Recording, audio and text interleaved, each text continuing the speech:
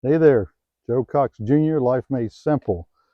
What we're going to talk about today is a question that a lot of you have asked me about. How do you find that one and only, that soulmate, that twin flame? How is it that I got so lucky, uh, if you will? I'm using the word luck, but I think it was a lot more than that. How did I get together with my wife? How did we connect with each other?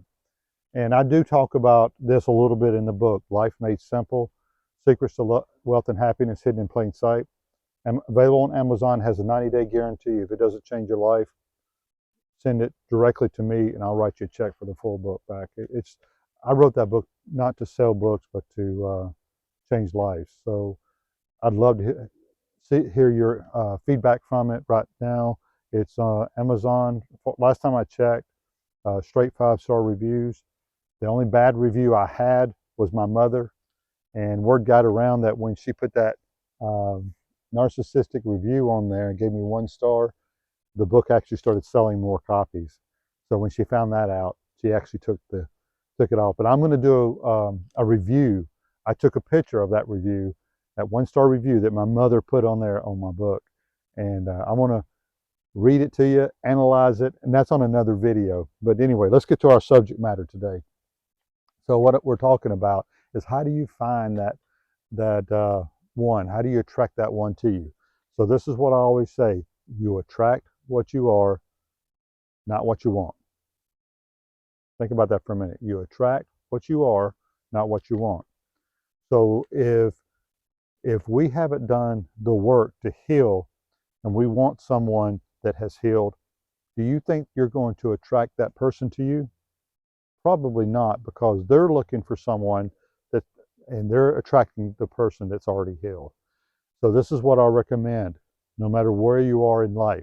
If you're just graduating high school, you came from toxic, detrimental parents, and you want to, they're narcissistic parents that got your head all screwed up, and you want to go no contact for a while, and you want to find your healing and get your balance of mind, body, and spirit, then do it.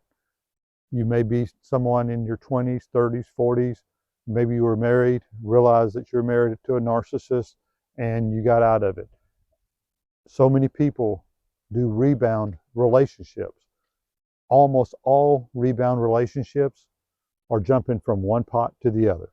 You're just going from one person with the same issues to the other, because you're still attracting that same person, unless you've been able to do some healing during that relationship and realize they're not growing and you want to get out of it. But usually when you start to get out of a narcissistic relationship, it becomes far worse.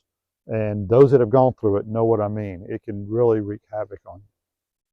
So I grew up, as you know, with 2 narcissistic parents. I actually met my wife and danced with her at 15 years old.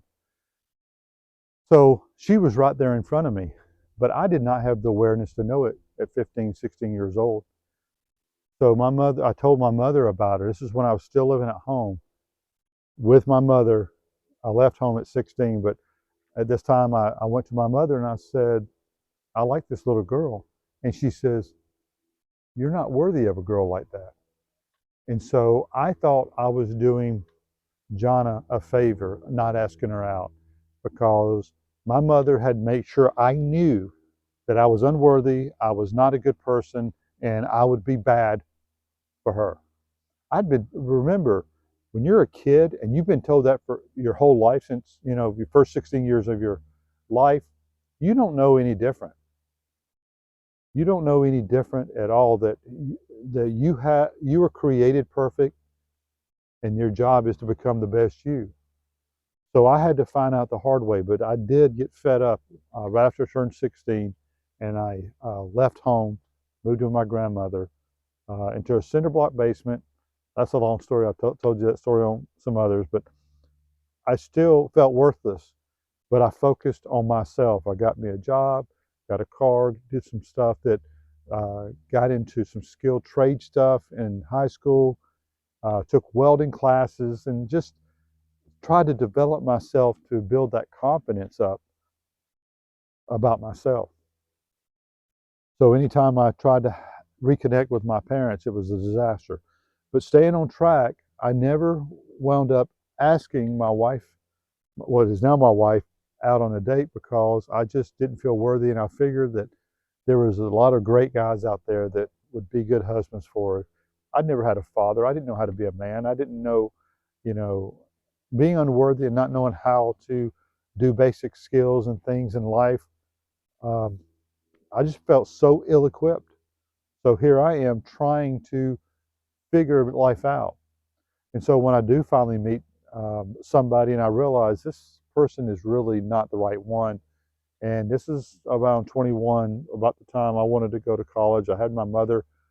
I allowed her back into my life temporarily. It didn't last long, but during that time, I was dating somebody, and they wanted to get married, and I didn't. And those two came together, and since so what I've learned is that a narcissist will always try to change your mind no matter what you want. So whether it's about somebody you're dating, they will always change your mind. I got so many stories that I can tell you now, crystal clear on this. But since I told my mother I wasn't interested, what did she do? She went to that girl, triangulated me, and came back to me and says, "You better marry her." She said, "You're not going to get any better." It's so bizarre how that went down. And then getting closer to the wedding, and I'm like, I really don't want to get married. And the girl that I'm dating and I guess I'm engaged to has set it up and said, "Oh, you're just feeling nervous and all." And I'm sitting there, all these people are there, and nobody seems to care what I want. I'm totally invalidated with every feeling. So it's not just my mother, it's everybody that's played into this BS that they know more about what I need than myself. That's what you'll find out in narcissists. They will continue to invalidate you. They will know what you need more than what you think you need. What do you know? You're just you. That's the narcissist way. So here I am. The reason I'm talking about this is that this is how my first marriage happened. It's most bizarre. And after the marriage, I'm like, okay, you got your marriage. I hope you enjoy it. I'm like, I'm married, and I'm like, how did this even happen? It wasn't the traditional dating. Hey, I'm engaged, and let's have this big party. And no, it was the most bizarre. I didn't ever even bought her a wedding ring. I mean, that's how bizarre it was. Um, and she still wanted to stay married, but I realized now the narcissism and all that. But anyway, I wound up getting out of that a few years later and wound up going to college. But I still am so insecure about who I was, and tried, no matter what my accomplishments were, my parents still undermined my self-worth, my worthiness about myself.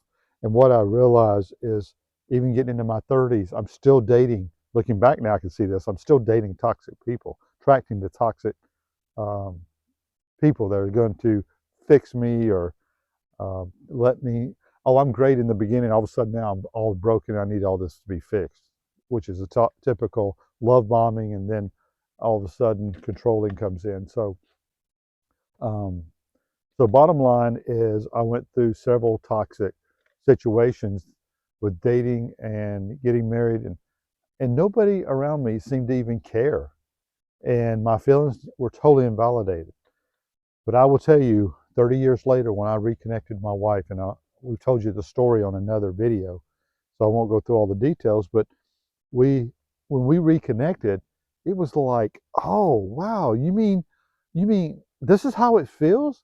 And I remembered that feeling when I was 15. I'm like, wow. I knew as soon as I got next to her, I'm like, this is what I've been missing my whole life. Just to give you a quick summary, when we met for the first time after 30 years, and I saw her, and I just went up to her and hugged her, and I'm like, I don't want to let her go. And she kind of started to back off, and I looked at her and I said, there you are. There you are. That's what I've been. And I guess that was kind of overbearing, but at the same time, I knew it. Maybe I looked a little psycho, but I knew, I could feel that she felt similar. That's why it wasn't weird. Um, that I could feel that she was missing as much as I was. And it just blossomed from there. it's been a beautiful thing, and I adore my wife. And I'm going to talk more on another video too about how men, the good quality men, look at a good quality woman. And this is where I'm not sure if a lot of men are going to watch this video or women, but bottom line, there are good people out there, and a lot of them are going through their healing. Um, and when you know that you've healed, you don't feel like you've got to be married or got to be with someone else. You're okay with yourself. So me and my wife, when we came together, I could have lived the rest of my life by myself, and she could have too. But what's the benefit of us coming together? We are stronger people in a team situation. We work great as a team. When I'm taking care of something, she's taking care of something else, and we're always being able to build. That's why big families, they usually get wealthy and stay wealthy, because they all work together as a team. We all become stronger as a team. Being isolated individually, it's not that we're weak, but we're limited on what we can do as individuals. This is why we're designed to be with someone else. We need that connection. We need that love. Love is one of the few things that you can actually give it, and you gain more back. Wonder if you gave money and all of a sudden twice as much came back to you. In some way, it does work that way. When you give your service, when you give yourself a service, that's a whole nother topic. And we talk about that in the book as well, under richness. But what I realize is that when we work on ourselves, we attract the one that's most beneficial. Hopefully these have been some good words for you. Help me to know if I'm letting you know the right things that you need. If you still have questions after this video, leave them in the comments, and I'll do a follow-up video to answer any questions that you have, and I'll show you how we got through it and our relationship, and how I got the healing through my life and from my parents, and how they don't even bother me anymore. And that's because of the forgiveness. Forgiveness is a big piece, and I talk about that. Forgiveness is not for them at all, it's for you. When you release all that toxic emotion out of your body, it's like you're free. It's like you have been reborn, okay? It's like you are free to live a beautiful life. You'll find yourself getting healthier physically. Here I'm at 59 years old. My father is a diabetic full diabetic by the time he was my age. I'm not even a pre-diabetic, because I have that balance of mind, body, and spirit. So hopefully these have been good words. If you want to heal, if you want a great relationship, heal yourself, start with yourself, work on yourself. Remember, you're not broken. You're only out of balance of mind, body, and spirit. Break it down. Look at those three things.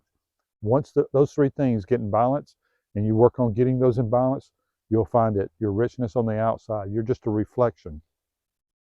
Everything on the outside is just a reflection of everything on the inside, all the way from what you see to what you receive. Okay? So hopefully this has been a wonderful lesson for you, and hopefully I've been able to share some quality experiences that help you out. Please like and subscribe if you feel like I've earned it, and know that we have so much gratitude for you guys watching. From my heart to yours, I wish you only nothing but blessings. Take care. Bye-bye.